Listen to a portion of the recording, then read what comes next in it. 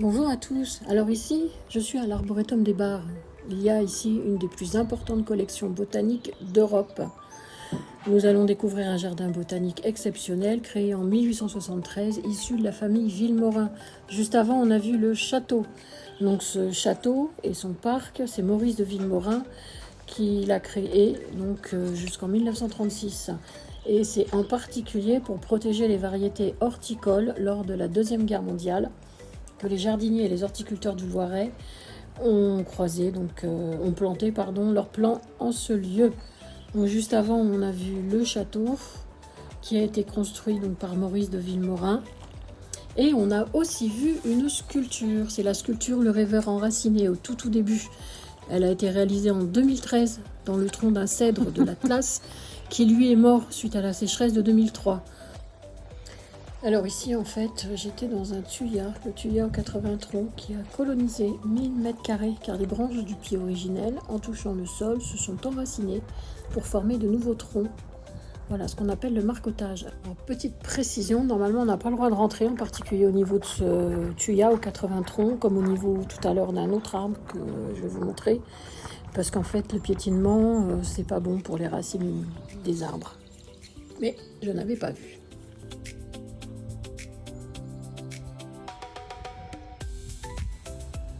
Donc là, on est encore dans le parc du château. On n'a pas encore atteint la collection Bizarretum, qui a un nom assez marrant.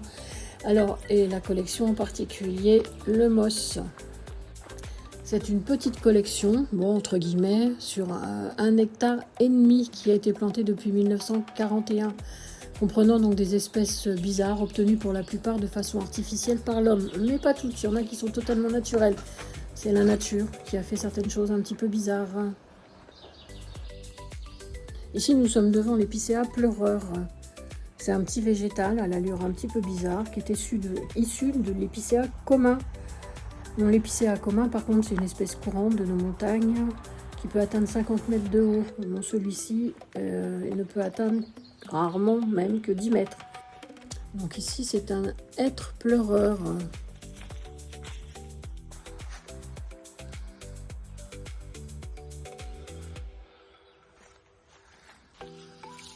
Celui-ci, c'est un cryptomère à branches d'Araucaria, créé à partir d'un cryptomère du Japon, dont il a gardé pas mal de caractéristiques, dont les aiguilles, la forme et l'aspect plastique.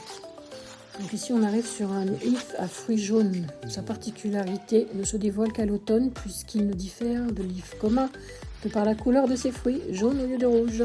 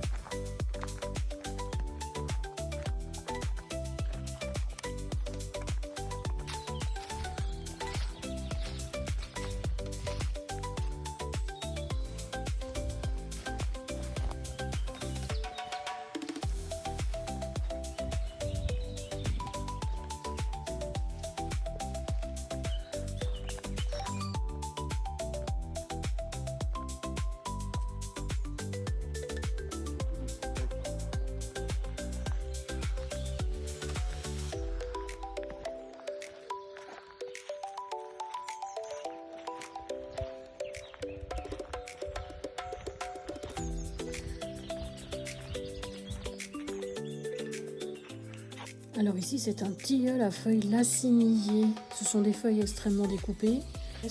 Les espèces aux feuilles laciniées sont toutes des cultivars sur lesquels on ne reconnaît parfois même plus la feuille de l'espèce type. Donc il faut examiner les autres arbres aux feuilles laciniées qui se trouvent à proximité. Sur ce tilleul, comme sur de nombreux sujets, vous découvrirez un phénomène qui apparaît souvent sur les cultivars au bout de quelques années. Je vais arriver là sur un arbre vraiment exceptionnel qui s'appelle le faux de Verzy. Alors, il est là devant.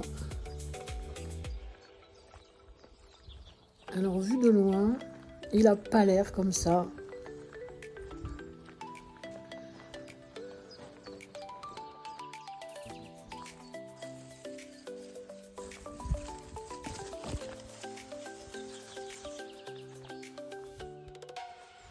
c'est beau. Oh, c'est beau. Oh la vache. Incroyable. Oh, c'est incroyable ça. Hein. T'as vu comment c'est beau? Oh punaise, qu'est-ce que c'est beau.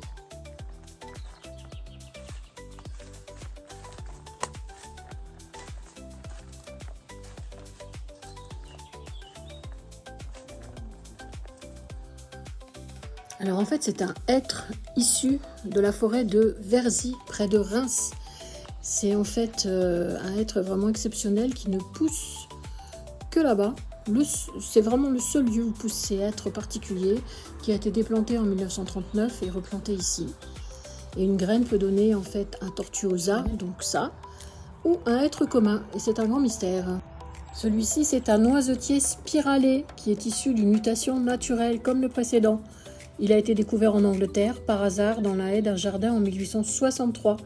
Comme tous les tortueux, c'est après la chute des feuilles, à l'automne et durant tout l'hiver, qu'est mise en valeur sa silhouette graphique. Mais par contre, il produit très peu de noisettes. Mais il est très ornemental au printemps avec ses chatons jaunes qui se balancent et ses feuilles frisées.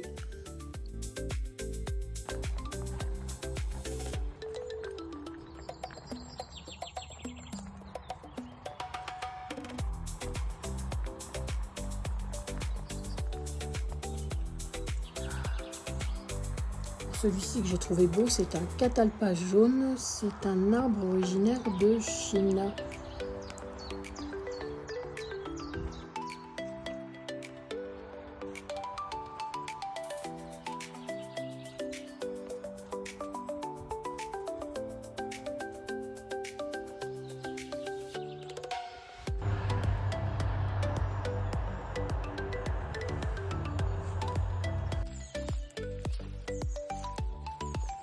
Et celui-ci, c'est un cèdre bleu pleureur.